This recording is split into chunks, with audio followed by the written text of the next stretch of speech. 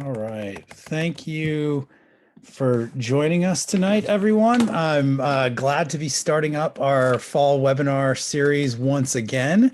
Um, and I am Aaron Reedy of DataClassroom, and joining me will be Blake Blaze. He's working through some technical issues, and I see Blake there right now. And so Blake is also here. Blake, you want to say hello? And you're muted. 2 years into I think I figured this out. Hey everybody, my name is Blake Blaze. I've been working at DataClassroom for the past 2 years and usually act as the MC for these webinars. Typically I join a minute or two before the start of the webinar, but we're making it work. So my quick background, spent a little time as a math teacher, was in the Navy, and with DataClassroom I work as a jack of all trades, and in these webinars my role is just to take questions from the crowd and make sure that we cover them in the course of the presentation. All right. Well, thank you, Blake. We're glad to have you here, even if it's just right on time. I'm Aaron Reedy. I'm the co-founder of DataClassroom. I was formerly a high school biology teacher in the Chicago Public Schools, and I left the classroom to become a research biologist. And DataClassroom is really a marriage of the two different careers that I've had, because I really thought there was a need for better data tools that were actually made for kids, allowed them to do cool things with data, and made it easier but didn't dumb it down. And that's always what we're trying to do here at DataClassroom. So just to give you the kind of outline for today of what we're planning to cover is we're going to first start out by working with DataClassroom from the student point of view. And if at any point you have questions, feel free to just drop that question in the chat, and Blake will make sure that I don't miss it, and we'll cover questions as they come. We really like it when we can take your questions and go off script a little bit. But we're going to work through the student point of view first. We're going to first see what it's like to work with a data set directly from the resource library as a student. And then we're going to go through the process of working with your own data as a student. So we'll take some data from a student science fair project, we'll tidy it up, and we'll upload it and begin to prep it and work with it in DataClassroom. And then we'll close out the hour by doing some things from the teacher point of view. We'll cover how do you create a class, which creates accounts for your students and gives them access to DataClassroom so they can begin working with it. We'll cover how do you share a data set with a class, and then we'll end by showing you how to add attachments to data sets or modify the attachments that we have existing there. So with that, if you have any questions just right off the bat that you want us to cover, this would be a good time to drop those in the chat, and we'll make sure that we get to those. Okay. And I'm actually just going to stop my screen share for a minute, and when I come back with my screen share, we're going to go directly into working with DataClassroom from the student point of view. And so I have actually logged in as a student, and I'm just making sure I have that up before I share it with you. While Aaron's getting that set up, how many people attending today are watching a DataClassroom webinar for the first time?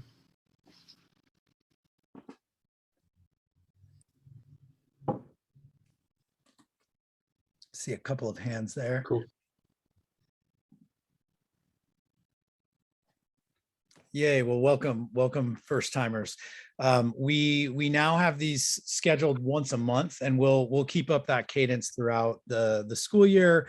And there may be a couple of months we do more than one, but we're committed to doing one a month from here until summer. So one of the questions I get a lot when from teachers who are first starting to work with DataClassroom is they say, can you show me what the student view looks like? And so that's what we're starting out with today. But I'll tell you, the student view and the teacher view are not dramatically different from one another. So if you're working in teacher view, you can reasonably assume that your student's going to see what you see. The exception being there's going to be a few buttons that do not exist in the student view. Things like creating classes. Students will not be able to create classes. But other than just a handful of small buttons, view lesson plans, create classes, everything else that a student sees will be the same as what you as a teacher see. So what I'm seeing right now is a student's dashboard. This student is Aubrey student. You can also see in this small print underneath where it says dashboard for Aubrey student in the upper right, it says type of account student. If you have a student who has somehow registered as a teacher, you can always drop us a line at info@dataclassroom.com, and that's very easy to change. Or probably more likely, if you are a teacher and you have accidentally created your account as a student, we can also change that very easily for you. So from the dashboard, I want to point out this browse tab up on the purple bar. And this is going to allow you to go to all the main areas of the web app. And I'm going to go down to this last choice in the dropdown. So just so if you're following along, I went browse tab on the purple bar and I went down to resource library, and I'm now going to click that.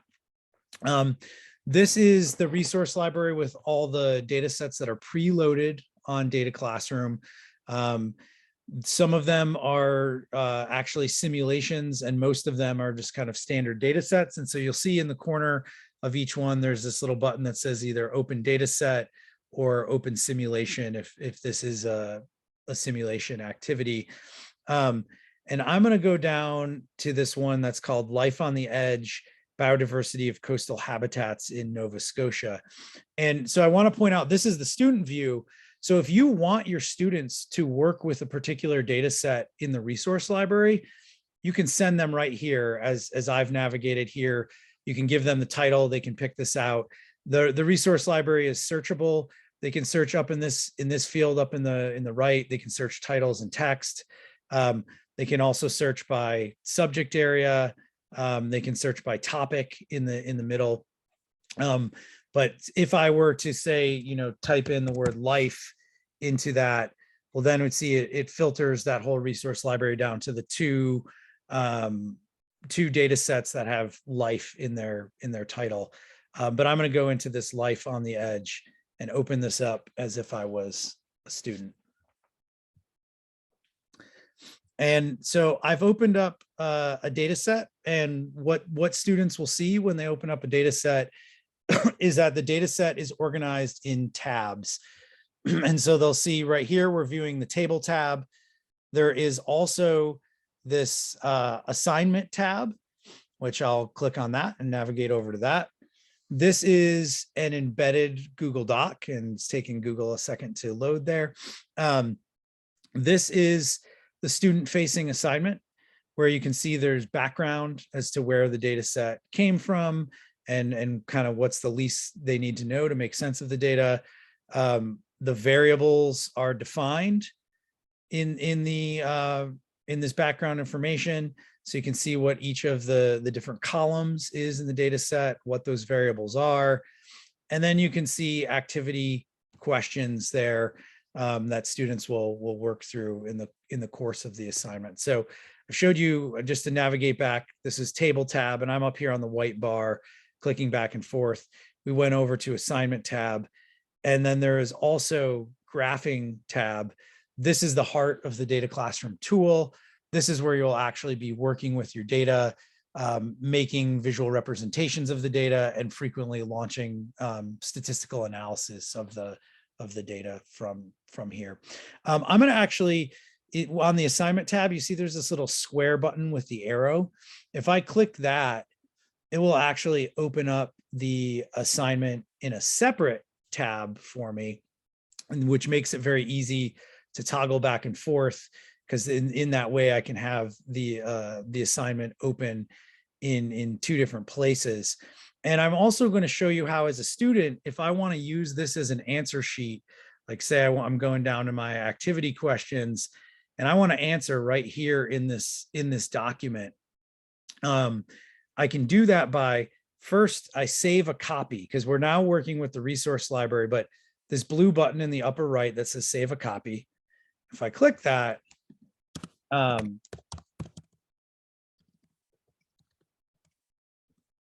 can name that file and make it my own. So in my example here, if I say this is Aubrey student's copy and I click save, now as a student, I have my own copy of this entire data set. I can change anything I want. I can make edits in this document. It's mine to do with. And now a note, as a teacher, you'll be able to see your students' work when you go into your list of data sets. If a student is a member of your class, you'll be able to see the files they've created as well. So I'm going to click the edit pencil on the right. And what this is going to do, say yes, edit it. It's going to make a copy on the DataClassroom Google Drive that myself as a student, I can edit that and those changes will get reflected in here. And it takes a second the first time it does it because it's writing a new file. And what it's opening is it's opening up this Google Doc, and it's made me it's given me editing permissions on this, and I can change it and have it reflect, anything that I want to in DataClassroom, and then the images are still loading there. But I'm going to scroll right down to the activity question, and we'll answer a question together as soon as it loads. And I see Ginny's question in the chat of where does it save it? It saves it on the DataClassroom Google Drive, and the person who asked to edit it becomes an editor of the document. So it's not making a file in your Google Drive, but it's sharing it with you. And I see Blake's comment there. That's right. It's effectively saved to a user's profile, because if your student opens up that data set again and they just click the edit pencil, it will automatically open this file. So they don't ever have to go to it in through Google. They can go there straight through DataClassroom, just click that edit pencil. Great question. Can you export to a school drive? You can, because this is this document that you have permission over, or your student has permission over. They can, from this point, they can share it. They can make a copy of it. They can do anything they want with it. They have full permissions on this. So if you want them to take this and put it into a school drive, they can absolutely do that.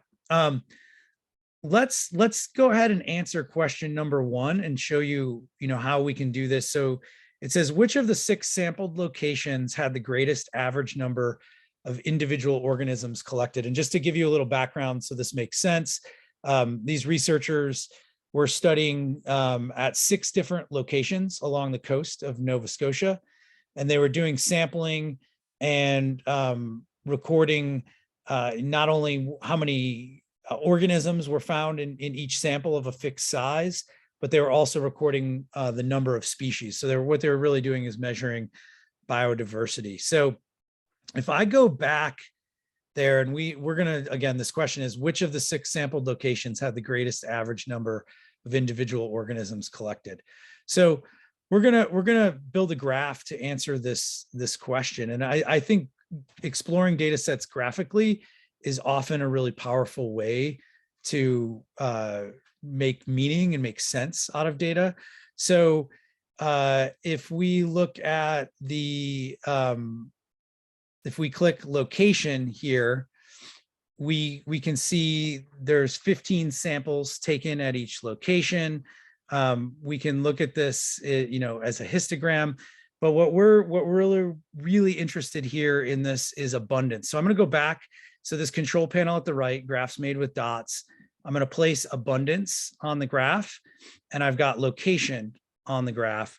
And so you can see it's splitting those out. And I'm going to back up just a step, because this activity had some presets. But if I go back to the very start, if I add abundance, this is the first thing that would show up, a data point for each observation. And this is literally the number of individual organisms sampled within each sample. And then I add location, and I split that out by location. And you can see each of the locations have an abbreviation here. It's either 1 or 2 letters. So you can see the 6 locations. And remember, this question asked about the average number. So if I check this box over here at the control panel at the right to add descriptive stats, now the height of the bar is showing me the average abundance at each different location. And this table over to the right, and this table appears by checking this values box, I can see what the average number was under this column that says mean for each group. So if I want to, to answer this question, I can click the camera in the upper right. I can copy this graph. And if I go to, my answer sheet right here, and I'm still acting as a student, I can paste that graph right in into my answer. I'm going to resize it so it'll fit above that page break. And you can see I've got I've placed that in graphically. And, if I was writing my answer, I would say the TB, I think it was Torbay location, had the greatest average number of individual organisms collected. If I wanted to, in my answer, include what those averages were, this table over here on the control panel at the right, it's got its own camera icon. I could click that and load that up to my clipboard. And I could also add that table in as part of my answer there. And again, I could add any text that I want, but for the sake of getting through what we want to cover, I'll just show you. But I think you get the idea. And if I go back to this data set here, and we go down to where the answer is, this will reload automatically every few minutes. But if I hit this reload button off to the right, it'll just refresh it, and it's pulling in the most recent version of that Google Doc. And so if I scroll down, you can see here where I've put in my answer to answer that question. So that's more or less how we would work through this, from a student perspective. I don't know that I necessarily need to go through every question in there, but we start to explore other variables in that data set, make different kinds of graphs, and answer all these questions as we kind of work our way through how biodiversity differs in different habitats and across the different locations there. So do we have any questions at this point? I have a question, Aaron. I was playing around with the student's copy, and I went to edit it, and it asked me, it says I need to get permission to edit. Well, so the key here is you can say like, yes, get permission, and then it should let you go to editing. But the key is that you have to make sure your permissions with the drive is the same drive that you created the attachment with. Okay. So I go to yes, get permission. Mm-hmm. And then it just says working. Okay, mm-hmm. Now it's working. It didn't work before. Now it's working. Okay, I got it. Excellent. Thank you. Sometimes there's mysteries of the web, I guess, but right. I'm glad that didn't take too long to get worked out. Aaron, would you mind if we went back to the graphing view real quick? Yeah, absolutely. We had a good question from Chris, which was, in this type of graph, do the bars always go down to 0, even if they do not or would not? And I just wanted to bring that up because I think there are a couple. I always love talking about the art of graphing and the ways we can tweak this appearance really easily to change the way we're communicating what the story of the data is. And I think this particular question about the mean bars going to 0 is a good example of that.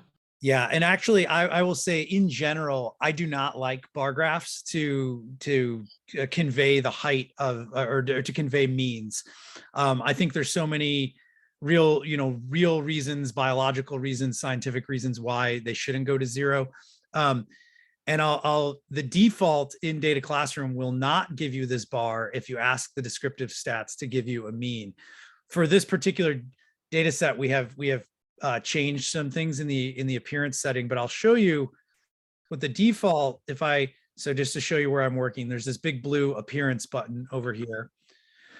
And you show mean as more typically, this is what the default will look like in DataClassroom, where you see a dot which shows you the mean, and then the error bars are either standard deviation or 95% confidence interval or standard error of the mean, whatever you've asked them to be. And when you do place the mean bar, and I think I can force it to do this, if I go in and I change the range of y, and we make it fixed and it doesn't include 0, like maybe if I do it, what's the top end of this graph? I got 50 to 400, and we change this. Now we've got our graph going 50 to 400, and if I go and I add bars here, this is kind of what I guess sort of inappropriate. And if we did this when it was auto scaling, it would give us, I was trying to force it to do this, but it won't do it unless it was authentic. But it'll give you a warning of saying, like, warning, you're using bars to display the mean, and your y-axis doesn't go to 0. This can be a deceptive, it says something like, this can be a deceptive practice where, with working with data, like we don't recommend this. Are you sure you want to do this? Because there are definitely situations where that can really intentionally mislead an audience. In this particular case, going down to 0, I think actually is about the right thing, because you have these BB groups and this U group where they do go down to about 0. But yeah, that's a really good question there. Did I cover that one? All right. Thanks for the thumbs up. Okay. So why don't we move on, and I'm going to show how, as a student, you would upload your own data. So we kind of went through, how you would work with a data set from our library, but let's show how you would work with your own data. So I'm just gonna I'm gonna X out of this, and I'm gonna close out of my other tab too, just to keep organized here. And I'm gonna go to my username in the upper right, and I'm gonna go look for the little home icon which says dashboard, and it's going to take me back to the dashboard. This will allow me to get to anywhere that I want to go. And to bring in my own data, I'm gonna click this import a data set from your own data. And there's a couple different ways. Oh, and I created this tester student account. Give me a second here. I'll stop my share, and I'm gonna go in my own account to do this. But uploading your own data is one of the paid features. So you will not be able to do that unless you are on a free trial or you are on a license. So if you created an account for the first time today, that created you a 30-day free trial. So you will be able to upload your own data on that trial. But let me share my screen again and show you how to upload data. So this green button over here that says import, I'm going to click this, and it gives me 4 options depending on where I'm wanting to bring the data from. The first one is fetch data from Google Drive. I can also upload a spreadsheet from my computer directly. I can copy paste in data, which is a nice, quick, easy way to do it. And then I can also create a blank table myself. I'm going to do the copy paste, and you can see where it says paste copied cells here.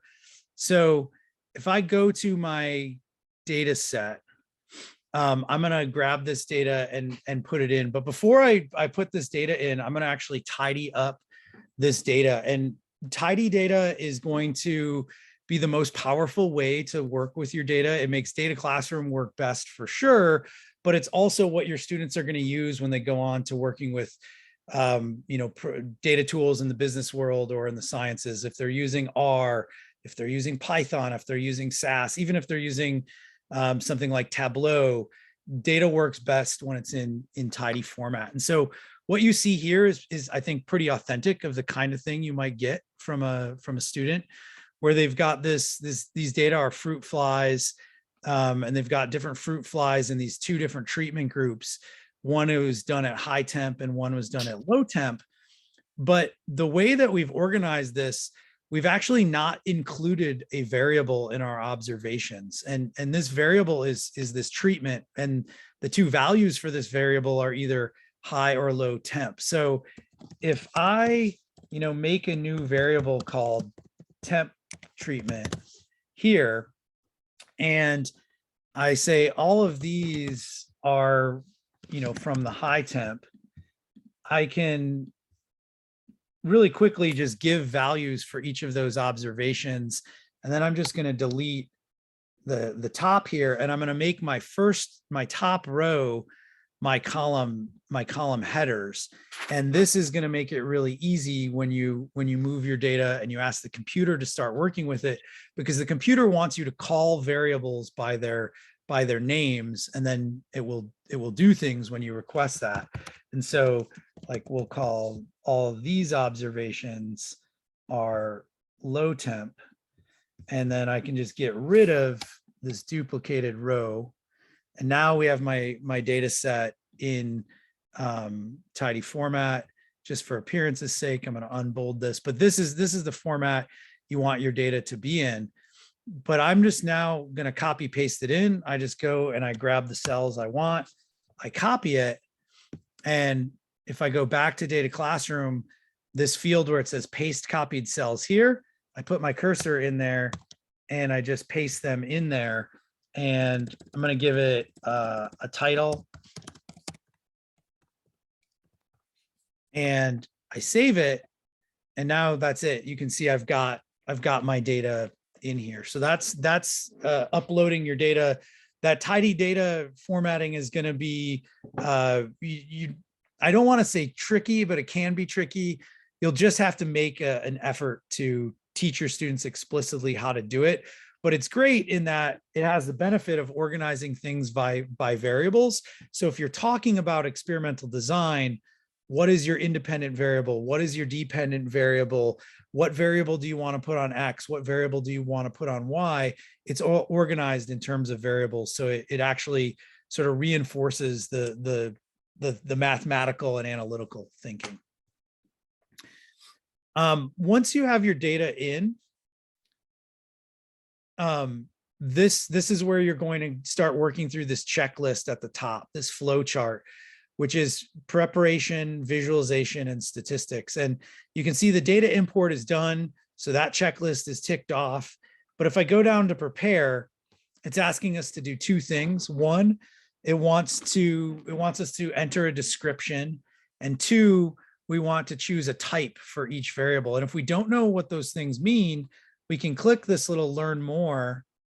And like this is explaining what does it mean, what type is a variable. And I will say 95% of the time, you're going to be coding your variables as either numeric or categorical. And this sort of loosely corresponds to quantitative and qualitative data. This is going to get you through most cases. Sample count is when you have data not in a tidy format, it can sometimes allow you to still make some graphs. And then info is things that are not meant to be analyzed. This is things like test subject ID numbers and things like that. But if I go through and say, I'll fix this, I can go ahead and address these items. So, I can say this is fly data for demo. And, I can say this was collected in New Jersey high school classroom. This is actually real data that someone shared with me. I can put in anything here that will help me when I come back to this, 3 months later as a student, know what get oriented to what this data set was.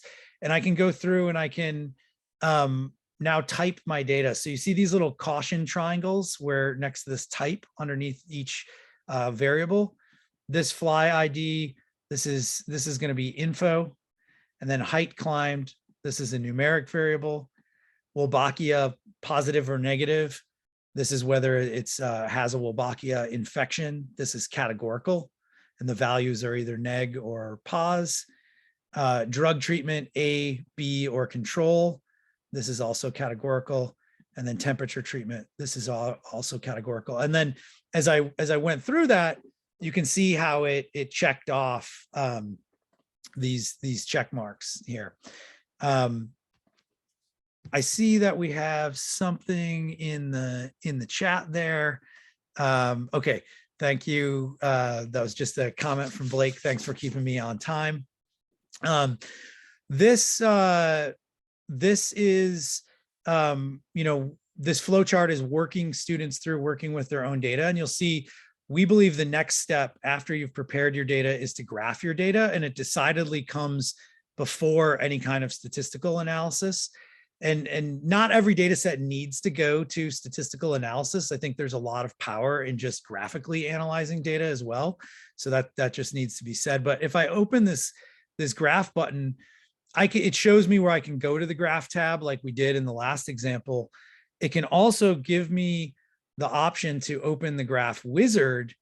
And this is a stop and think point for students. So it's intentionally made to get them to think about, what do you want to show with your graph? And really it's asking you, what is your question? Is this a question about proportions? Is it a question about, change over time? Is it a question about variability? Is it a question about comparing groups? If, say, for example, it's a comparing groups question, say we want to know, which had a greater average height climbed, the group that was Wolbachia positive or the group that was Wolbachia negative, right? That's a comparing groups question. So if I start going down this path, it will ask me, what specifies group, and that's this Wolbachia variable. And what is the variable of interest? That's height climbed. And now it says, okay, well, here's all these options you have for graphing. Sometimes it'll be 2, sometimes it'll be 3, sometimes it'll be 5. It just depends on what you're working with. In this case, it's sort of 2 variations on 2 themes. Say I want to look at histograms with descriptive stats. I go down this path and it can show you how to set that up. I can say, do it for me. And it can go ahead and it can set up that graph. I can tell you, looking at this, that's not a good choice for this data. It's just not normally distributed at all. It looks really weird as a histogram, but this doesn't have to be my endpoint. I could say, okay, well, what would that look like as a dot plot? And now this actually looks a lot better. And, maybe I could say, oh, actually, I don't want standard deviation. I want 95% confidence interval. And I can change that. And, now I have something that, maybe this is the graph I want to see. And I'll tell you, this process is a little bit tedious for students, but that is by design, because we want them to stop and think about, what is your question? What do you want to communicate? We don't want them to rush through and just be mashing on the buttons. And I mean, there's a time and a place for that, but the graph wizard is meant to have them kind of stop and think about the process. But the other kind of thing about it that's gone into the design is it will become tedious for them just at the moment when they no longer need that help. Because when they start finding themselves saying, oh, I used the graph wizard, but it would have actually just been faster for me to just jump to the graph tab, put my, click my 2 variables and put them on the plot. I could have done that more quickly. Well, that's when, the graph wizard has done its job and students no longer need it. So I think of it as like training wheels or scaffolding to build up those skills that experts have when they choose a graph to represent data. But this is the kind of thing you can only learn through practice. I wouldn't recommend, students just studying a flow chart to memorize this. They'll memorize it for the test and then they'll lose it. But if you actually want them to become adept at choosing the right graphs to communicate their data, you got to have them work with data sets, both their own and the practice data sets, I think can be good for that. And Aaron, if a student wanted to go back to the graph wizard because they didn't like the graph they created, how do they get back to it from this view? Yeah, so you would just go return to the table view. And so like up here on the white bar at the top, if I go back to the table, then the flow chart is there, and they just hit that graph again, and then open up Graph Wizard again, and they can start from the beginning. Yeah. Good question. Okay, so we've kind of gone through the student perspective. Just to kind of recap, students can go, and I'm going to save this in case we need to come back to this. But students can go, directly to the resource library. I just went up to the browse tab, and they can go here, they can pull a data set out of here, they can start working with it. If you want them to use a data set in the resource library, you don't need to share it with them. They already have access to it. They can just go find it by title, or they can search. If you're giving them some freedom to work on what they want, they can just go find it. They can start working with it. If they want to upload their own data, they go to their dashboard. And I'm just getting back to that by clicking my name. And they go to their dashboard, and it's this green import button. And again, they can take data from a Google Sheet. They can take data from an Excel file. They can copy paste it in like I illustrated. They can create a blank table and start working with it from there. So that's how they work with their own data. Once they're in there, that flow chart up at the top will help them, guide them through that process of analyzing their own data. So now I want to show you some of the kind of teacher stuff of, how do I get started? So, the first thing to do, if you're on a DataClassroom license through your school or your district, you can create classes. But also, if you're new to DataClassroom and you've just created an account, you have a 30-day free trial, which will allow you to create classes, allow your students to start using DataClassroom, and anything you create in that month or your students create in that month, it will not be lost at the end of a free trial. So you don't need to be afraid about sort of creating wasted effort. They'll still be able to access it with the free version. You just, at the end of the trial, you won't be able to keep making new stuff. But to create a class, that's this green button over here on the right. So sort of the right half of the screen where you see your classes, and I see all of my classes listed there. These are all different classes that I've created for different webinar materials. But you can click this button to create a class, this green button, and it will come in here. And I have my default set up for Google Classroom because that's what I'm most frequently using. But you can also enter members manually, and that's what I'll illustrate here. I'll also say, if your school district is using DataClassroom district-wide, you can import your rosters from your learning management system. So that is Schoology, that is Canvas, that is Clever, that is ClassLink, that is Google Classroom. So whatever, if they're using a learning management system, you can import rosters there, but your district will have to contact us to set that up. So that's just a note. If you're in a district that is using DataClassroom district-wide, that's probably how you want to do this. But I'm going to show you how to do it manually. It's not actually hard to do it manually. And this is how we would do it. So I could say, this is my first period physics class. I give it a name. You want to set an initial password for all your students. My personal tip is I say make it something easy. And I'll say, the password is this class or something, just because that's the password all students are going to start with. They can change it at any time, but once they change it, you will no longer have access to their password. If they lose it, they'll have to do a forgot password protocol. So I think, initially it's nice to give them something easy. Now, a note, if they've used DataClassroom in the past and they already have an account, this will not reset their password. So they'll still be able to log in with their old password if they use DataClassroom in a different class, if they used it in a different school year. This is not going to overwrite that password. So that's something to know. If a kid comes in and says, hey, my password, this password, this class isn't working, first thing you should ask them is, did you already have a Data Classroom password? If they did, that is still their password. So then this field where it says new members, add email addresses. So to add your students, you will need a list of their email addresses.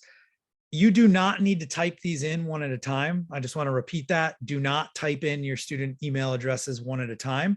But if you have a list of their emails, so I'm going over to this Google Sheet, and this is my class roster with just student ID numbers and emails. If I just go down and I copy all of my student emails there, right? So I'm copying all of those. And I go back to Data Classroom. I go into that new members field, and I'm going to paste those in. And you can see I just pasted the list of student email addresses in there. And then I go down here and I can decide if I want to send them a welcome email. I can. If I check that box, the default is to leave it blank because a lot of student email addresses are incapable of receiving emails from the outside world. So that's our default. It just depends on what your school is doing. There's no particular reason they need the welcome email unless you want them to get it. But I'm going to come down to this create button in the corner, the purple button, and I click create. And now it created this new first period physics class. You see it listed in the list of my classes here. If I go up to the browse tab, I can find classes here. And the reason, by the way, my tab has extra choices that yours will not under browse tab. I've got some of my system admin stuff under here. But if you just go to classes, click classes, you'll see a list of your classes, and you can see my first period class that I created 28 seconds ago. You can see it has 30 members. And if I want to see those members, I can click the little icon that looks like a person, and I can see, all of the students that are a member of that class. I can also modify it if I want to manage that class. If I want to take away a student, I can just click the little X to eliminate them. I can manually add in a new student. If you're integrated with a learning management system, there will also be a button here. If you say want to resync with Canvas or resync with Clever, you can resync and it'll bring in the most up-to-date version of your roster from those softwares. And Aaron, once you've added a class like that, are you able to send or assign data sets or lessons to your classes? Yes. So if it's a Google Classroom class, you'll see a little cloud here. You can make an assignment pop up in your news feed on Google. But if you're not using Google and you just want to share a data set with a class so that it's visible to students, if I go into my list of data sets here, so I just went up to the browse tab and I found my data sets, say I wanted to share that fly data set demo with students, I can click this little share icon, and then I can go to share with class, and I can choose my classes from the drop-down class. So I can pick my first period physics class, and I can click share, and it will share that class with them. What that means is that, share that data set with them. And what that means is that when they go to data sets on their browse tab, they'll see it top of the list, the data set that you shared with them. If you want to preserve an original copy, you can also do this make a copy and share a copy. And then you're sharing that copy with students.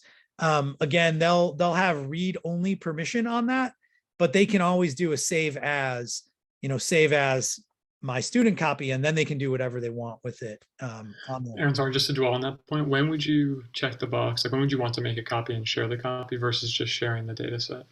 I think it's if you want to, for posterity's sake, keep those originals, or have an original that's held back that you might be playing with, and you don't want to necessarily play with it on the same copy that students see, that would be a situation where you might want to keep it back. But if you're pretty, I think the make a copy, share a copy is always safe. The downside is then you have, two of those files, and it can, file management can become an issue for you. How many files could a user kind of reasonably store on their data classroom Oh, profile? you really any number. I mean, you could have 10,000 files and it wouldn't slow things down. So yeah, you have a lot of storage space on there.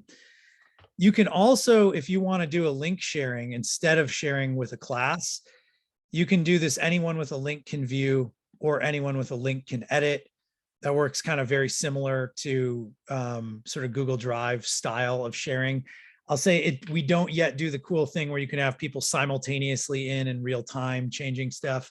It won't do that yet. So anyone with a link can view is maybe more of a fail safe, but anyone with a link can edit can be important if you have teams of students collaborating on things remotely. That can be a good option, but you just copy and get that link, and then you can paste that link anywhere you want on a course website. You can put it up on the board. You can do whatever you want with that. So that's sharing a data set with a class. I'm going to actually open up this Fly data set. And the last thing I want to make sure to cover is how you can add attachments to it. So in the resource library, you'll see all of them have something called an assignment there.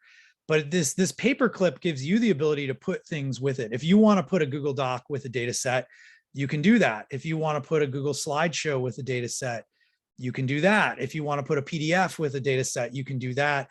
But it has to originate in Google Drive. And then that's how you bring those 3 different types of files in as attachments. And if I click the paperclip, I can add an attachment. And I can put a link to any file, any Google Doc file, and that can be my template for my attachment. Just a note, when you do that, it's going to make a copy of it and put that copy in there. And then you edit that in the same way that I showed you from the student editing. So it will not put your original in there. It will make a copy of it and embed that. I can also search from this list of templates, and I can see things like a blank slideshow or a claim evidence reasoning or a data activity. I'll do the CER one, and I can select that. It's got my template.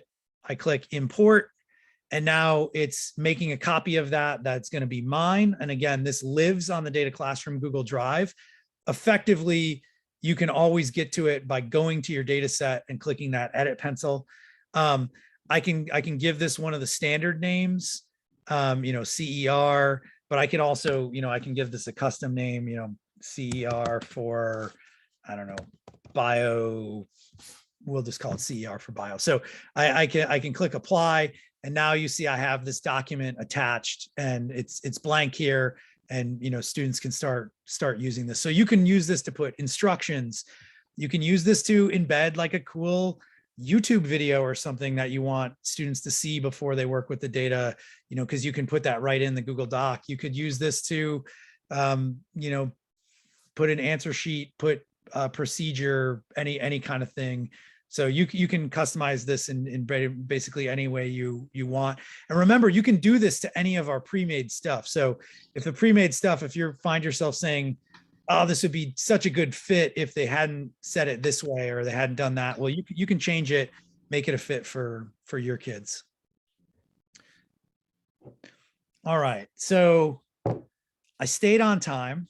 I covered the things we wanted. We showed you the student point of view with the ready to teach lessons.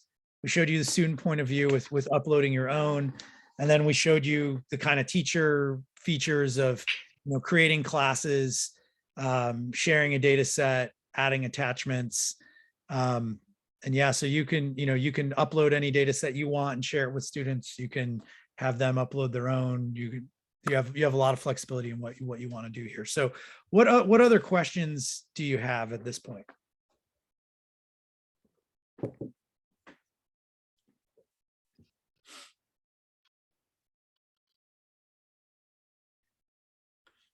One thing I will say is we will post the slides and the recording from this.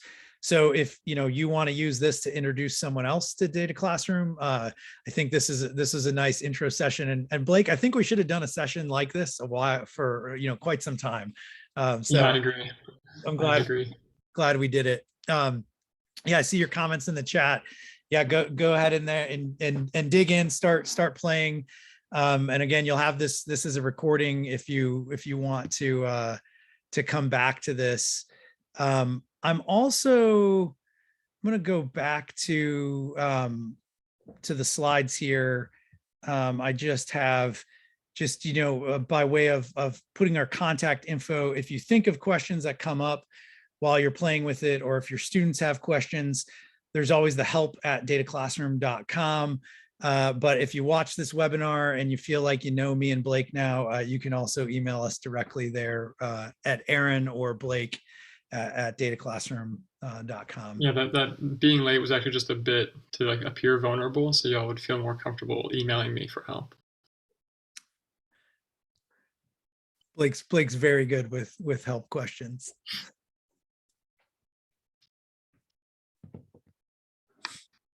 All right. Yeah. Well, I'll say, yeah. Thank you so much for checking out Data Classroom. Thank you so much for joining us tonight. And just really any questions you have, please don't hesitate to reach out. We'd love to get you squared away, get you doing more with data in your classes, because that's exactly why we're here. A lot of what I do on Data Classroom is just because of traumatic experiences I had with Excel in my own classroom. Just so many times we ate up a whole class period just trying to make graphs, not really getting to have the kind of deep, high-level conversations about the stories behind the data and what the numbers are telling us, the kinds of high-level thinking we all want our students to do. And so hopefully this makes it easier to do that. And the only thing that I'll have to chime in is, we'll respond to help emails, but we also love critical feedback. Like if you see a feature that you think could be improved, or if you want to see a particular type of lesson, I think what Aaron and I enjoy most is probably making the data sets and creating those lessons, even if we can't spend all our time on it. But we love the feedback. That's what we need to help us improve the tool. Yeah. All right. Well, with that, I will just say thanks for coming, and I'll stop the recording here in a minute, but hope to see you at another webinar down the line.